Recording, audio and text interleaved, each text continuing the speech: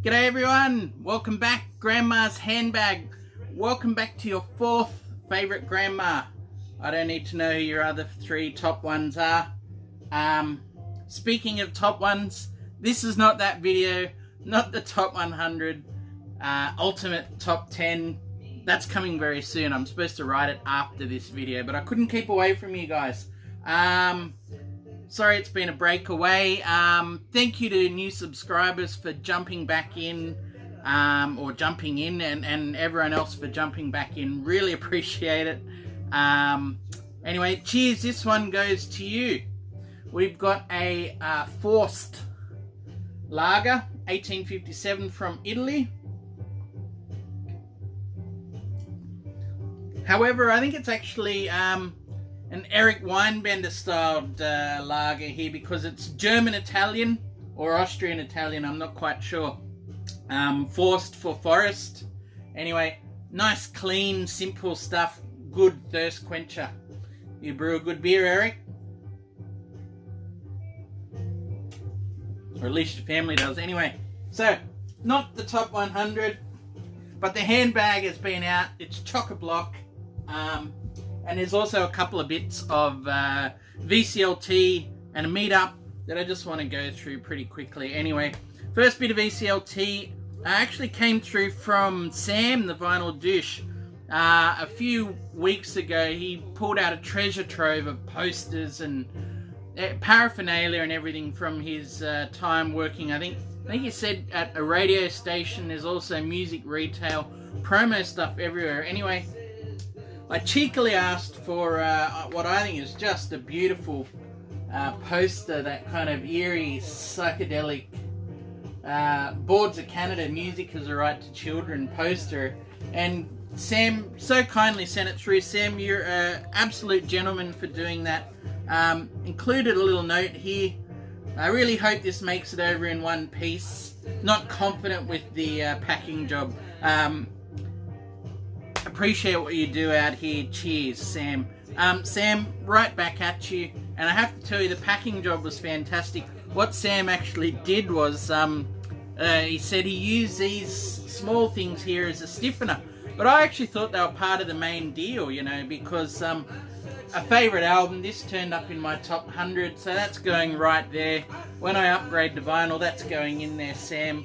Lovely stuff. Thank you for that.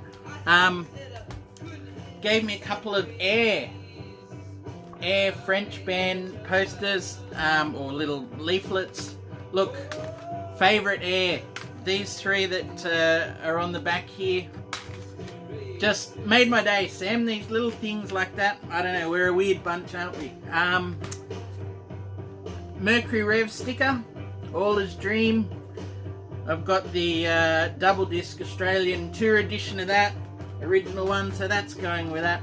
So yeah, just really appreciated it. Oh, that's the original Boards of Canada album art, if you want to compare that with that poster. And stuff's about to get a little bit hectic here, so I might try and turn it down a tad. And lastly, to Radiohead Amnesiac. So that's going to go straight with my original double 10-inch of Amnesiac. Thank you, Sam. Again, really unexpected, just lovely stuff. These are the little details that enrich a collection. So yeah, so grateful. Thank you. All right, next one. Meetup time and a little more VCLT. Vinyl Boy Trigger, now known as Trigger Tunes. If you haven't checked in with Ross, he's just done a video. Yeah, we had a meetup about 3 or 4 weeks ago. One of the absolute highlights of the year for me, record-wise. Just meeting up with VC folks and things like that. And Ross is just a hell of a guy. And he sorted Grandma out with a few bits of VCLT. One of them here is the Living Shakespeare, The Tempest. Now, he must think Grandma is quite a well-read character. Anyway, this is quite interesting. It's not something I would have imagined owning, but as he pointed out, flip-back sleeves. Who's going to knock back Willy Waggle Dagger with that kind of, you know, record brilliance? What else did he give me here? Oh, here we go. Did I put it somewhere? Ah, yes. Wings, Mull of Kintyre. Look, I got a soft spot for this, and I don't know, was this a double? Their trigger tunes? Anyway, Wings of Mull of Kintyre and Girls' School on their original sleeve too. Lovely stuff, thank you. Old soft favourite. Is that wrong to admit that? I don't know. And absolutely stoked with this one that he threw in as well. The Best of the Who. Look, absolutely beautiful condition, immaculate condition. Australian copy press of that, just stunning. On the Polydor label there, and in mono as well, actually, this one, which was very, very surprising. So thank you so much, Vinyl Boy. Absolutely over the moon with that. Got some of the Who's early stuff, 60s stuff on CD, but nothing yet on vinyl. So thank you, sir, for thinking of me. Really, really happy with that one. Thank you. So yeah, the actual digging day itself, in terms of what we scored in records, was a comparative bust. There are a couple of new places we checked out.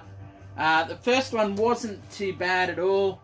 It was mainly based on IDM, dance, electronica and things. But there was a box in the middle there that was worth having a look at. There was a, I want to say a John Lee Hooker on Impulse, that for about $30 odd, that really had me nearly grabbing this record. The only problem, the condition was pretty beat. It would have probably been a good to a good plus condition, which is probably why, in a way, the price was so low. I couldn't come at it in the end. This was probably closer in my wheelhouse.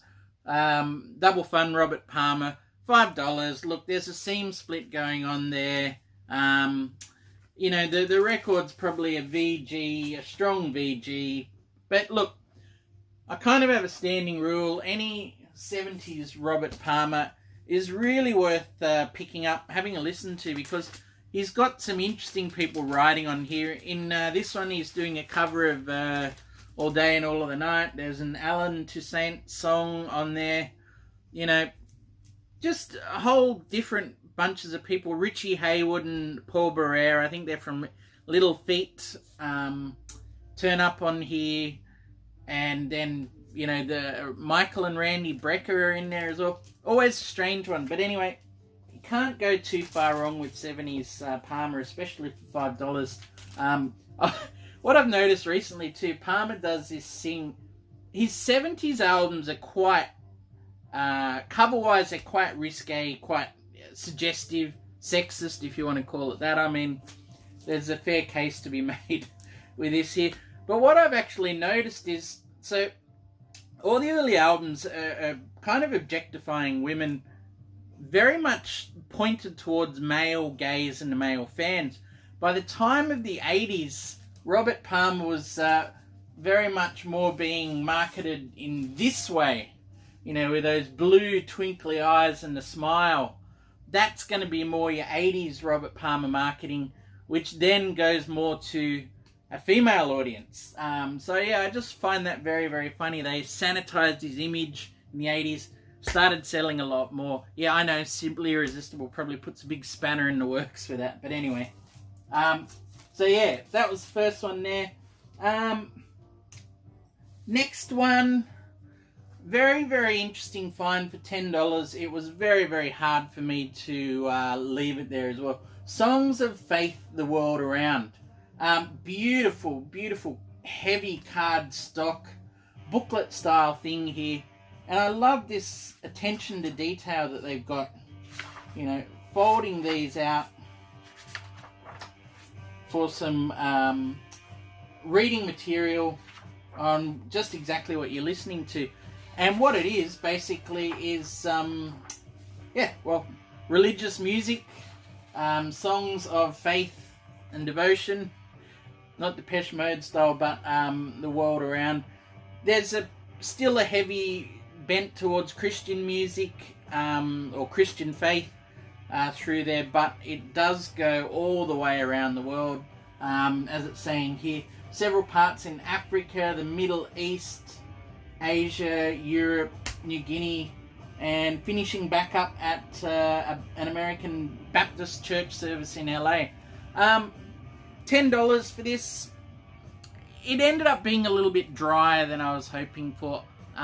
There's a narrator in there which kind of interjects. I was really looking for some overwhelming spiritual moments or something where you just get lost and transfixed by that music, but you got a very dry National Geographic style anthropological voiceover. That said, look, it's an interesting thing to keep. I'll still hold on to it, I think. Love that Philips label, and I'll leave you with a little sample just to see what I mean. In the exchange you're about to hear, recorded in Tanganyika, East Africa, note the repeated use of the name Jesus. Jesus.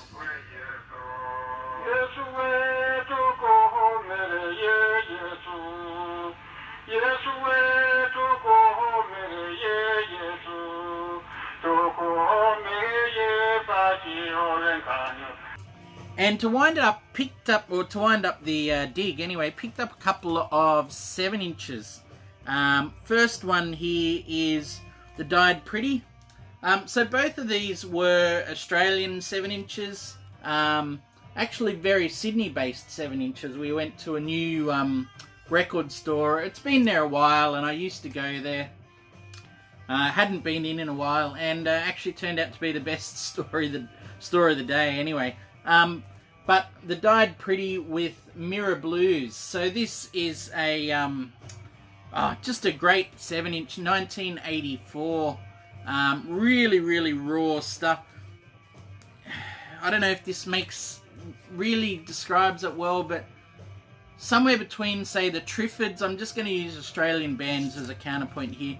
The Triffids with that kind of spacious, not western, not quite country either, but this kind of real idea of space in Australia with the Triffids, and Midnight Oil with that real cut and thrust kind of energy and momentum going to it.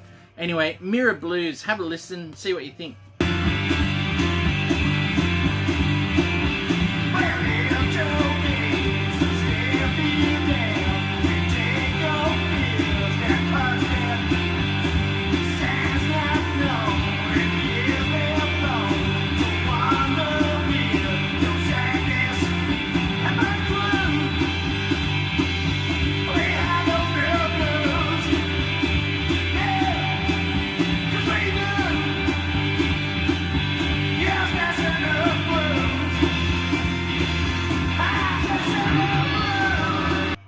So yeah, you saw that one on the Citadel label there, and that was produced by Rob Younger, who was of a famous Australian band of the 70s, Radio Birdman, and actually so is this one as well.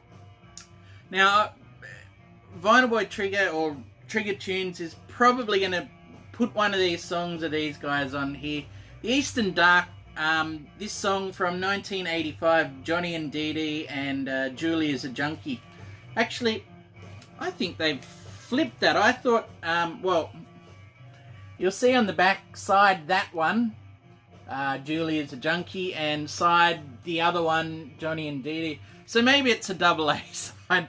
They're not giving a lot away on there, but classic, and quite a famous 7 inch, because apart from this single and a mini album, that was all the band ever released, because the lead guitarist and singer James Darrick here, this guy who is on lead vocal, Guitar Abuse and Hair, tragically died a few months after this was released in a car accident. So the Eastern Dark's whole very promising career cut quite short. On the iconic Waterfront label, a classic Sydney label. I'll tell you more about them one day. But yeah, have a listen to this. Power pop, very influential, I think, on bands around the same time and to follow, like the Hummingbirds. But there's also a kind of punkish strut, Ramonesy style, you know, obviously the Johnny and Dee Dee. Clear influence there. Anyway, I'll leave you with a taste of Julia's a Junkie.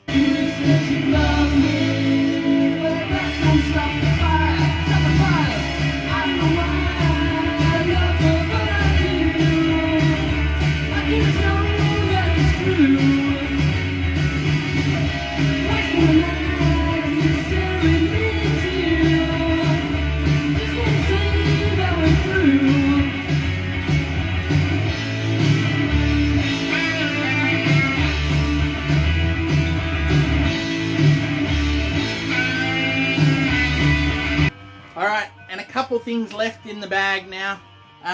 It's a tale of 2 box sets. So, tax time just finished. Get your tax return in, and was able to invest some of that tax return, I thought, pretty wisely.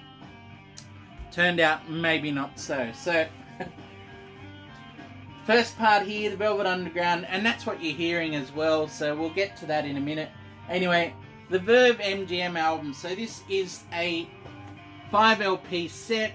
You obviously see all these albums that you know, and there's another one you don't, which is 1969, or you'll know, but you won't.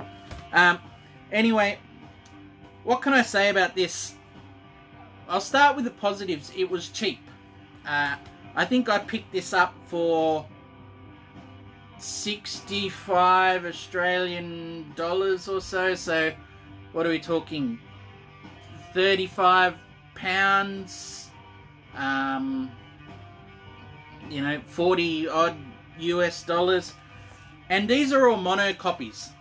So there you have the original one. Anyway, I won't go through all of them for you. They give you a banana copy in there. There's a couple of large posters which are pretty cool. One there with some liner notes by David Frick. That in there. So these are all mono versions, except for the final one, which is the 1969 here, which is effectively very, very close to the View and Another View. It's kind of a compilation of those, of an idea of what they would have released. You know, the Lost Fourth Album, I think they called it. Anyway, there it was. But we get to the downsides now. So when I ordered this, I thought it's cheap. I did my research, and there were 2 versions of this. One version released 2013, and it was pressed by Rainbow. Instant warning signs on that one, but the price is so good. The second press, this has actually just been repressed this year. I should put that. So this has been repressed again this year. This version was pretty much slated upon release. So this version slated on release because it is just a poorly done job. And I really have to agree with that. Your first warning signs for me that it wasn't the reissue. There's a reissue done this year by, I think, RTI. Properly mastered for audio by Kevin Gray. Done right this time, but unfortunately I got the 2013 version. The Round Corners of Death from Rainbow Records, or Rainbow Pressing. Yeah, look, and the records and that are as bad as you could imagine for Rainbow. Okay, luckily there was no scratches, but we're talking, you know, static, we're talking white films and bits of paper from these on them. Just not a great experience. I have to keep it because the mono versions of these on vinyl are completely new to me. But yeah, not ideal. A little more ideal, but still not perfect. Shelled out some decent coin for this one, but still felt like I got a good deal. So Velvet Underground Complete Matrix tapes. I think this was a 4 CD set, initially put out 2015. So this is the first time on vinyl for this. 26th and 27th of November 1969. Soundboard tapes from the Matrix Club in San Francisco. And let me tell you, this is a great sounding live album. I mean, if you're a fan of 1969 or you know, live 1969, it's some of that material, but so much more of it. 8 LPs worth of it, in fact. And yeah, look, fantastic stuff. Box set wise, these are the actual sleeves for each record, so they almost feel more like an inner. A couple of these were actually seam split when they were delivered. Look, no biggie, just frustrating. You'd think for $170, bit over $20 a record and a box set, that they could be done a bit better. And in fact, the first disc when I received it was quite a big gouge, manufacturing error, side 1, you know, track 2. Couldn't believe it, but ordered this from Germany to get a great price on it, or that great price, and told them, and they said, we've got it on order. When it comes back in, we'll be sending you a copy, which I've been waiting for a few weeks, and it arrived just the other day. So fantastic service recovery from the people I bought from. But again, Universal Music having what I would say an iconic, you know, musical act, where they need to be taking better care of the music and presenting it in the best way they possibly could. Now look, box, nothing wrong with the box there. These could be a bit better. I think the pressing, while not bad by any means, and I haven't been able to determine who it was, I still don't think it's a top of the line press to my knowledge. I may be wrong with that. I'm sincerely hoping I am. No complaints there with it. But it'd just be lovely to know a little bit more about this sort of stuff. Anyway, 8 LPs of Velvet Underground live. I am in absolute heaven. This is a band that I could happily hear any iteration of their stuff live over and over and find myriad, infinite differences in there. So, you know, just couldn't pass this up when I saw it. For that price, and extremely happy to have it. What you're hearing now, in fact, is the version of Sister Ray. Goes for 38 minutes, which you obviously can't get on one side, so they've had to split it on side 2, and does not wear out its welcome for me whatsoever. Anyway, cheers everyone. Thank you very much. I really want to be back within a week. I'm about 90% done writing my last 10. So I have some dinner and might go off and do that, hey?